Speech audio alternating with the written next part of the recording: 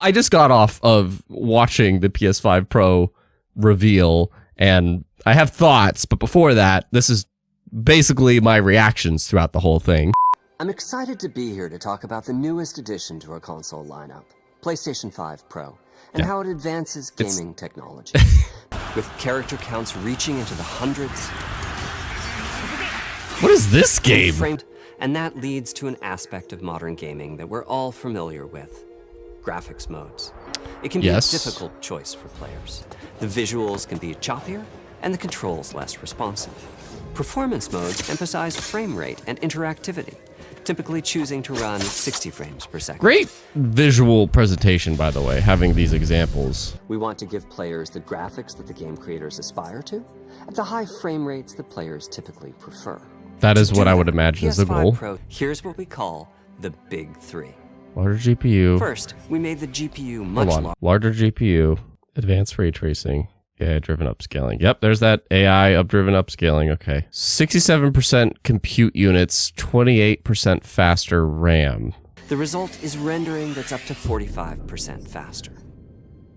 Second, we made major upgrades to the ray tracing at double or even triple the speeds of PlayStation 5. PlayStation Spectral Super Resolution, or PSSR for short. Yep, here it is, PSSR. PSSR analyzes the game images pixel by pixel and can add an extraordinary amount of detail, which boosts the effective resolution of the games. Interesting. Are adding PS5 Pro support so it's creating pixels. You guys say everything you want about AI, but this is what AI does. It can fill the gaps. That PSSR is going to be something special, man. Getting fidelity with the frame rate. For this, my favorite is the parade scene from Ratchet & Clank. Distant details are much clearer. And here we can see Marvel's Spider-Man 2 is noticeably higher resolution throughout the scene, including the trees and procedural cars. The increase in raw GPU power is being especially effective for Horizon Forbidden West. Apart from the detail boost, that extra graphics power is allowing for improvements to lighting and visual effects. Open up, guys. They literally are showing what is the most visually crazy game that's released this gen so far, for PlayStation at least. Gran Turismo 7 to add ray-traced reflections between the cars in gameplay, while continuing to support their targeted 60 frames per second. Wow, ray tracing is that's pretty cool.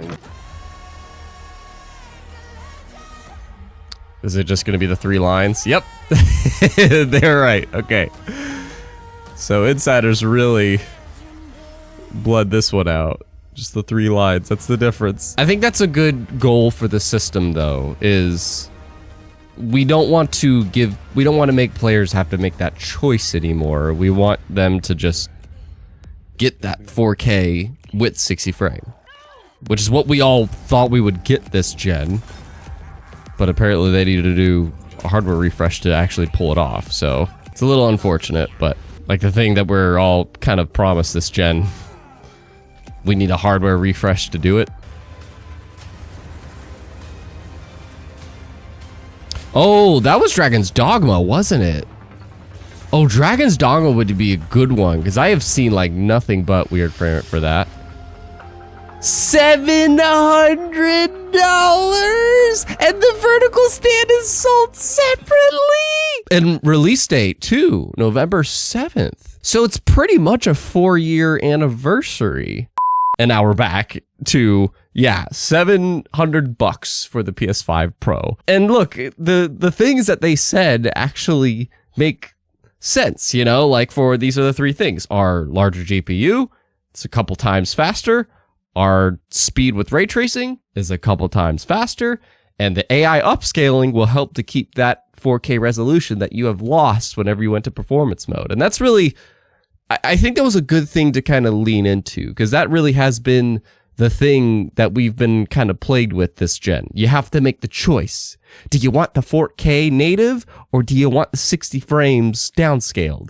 And that is a bummer this gen, because we were kind of promised that on the boxes, you know, play games 4K 60 frames per second. It feels weird to need a hardware refresh or a mid-gen, whatever you want to call it, system that is releasing for $200 more to get what we were expecting this gen. I don't find myself wanting to buy the system because I have a PS5.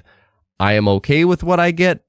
I don't like having to make that choice, but when some games give the, I think it's Ratchet & Clank Rift Apart and God of War Ragnarok do this, maybe some other ones, the 40 frames choice.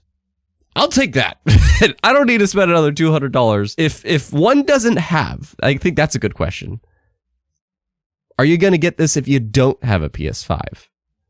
Because I think that's the demographic that they could really hit here, or people that just are willing to trade their system in, and they'll probably have to pay like upwards of $300 to get this system, even if they trade their system in or sell it. I don't know. You're going to have to deal with that choice if you're on the base PlayStation 5, but you don't have to deal with it if you're on the PS5 Pro for $700.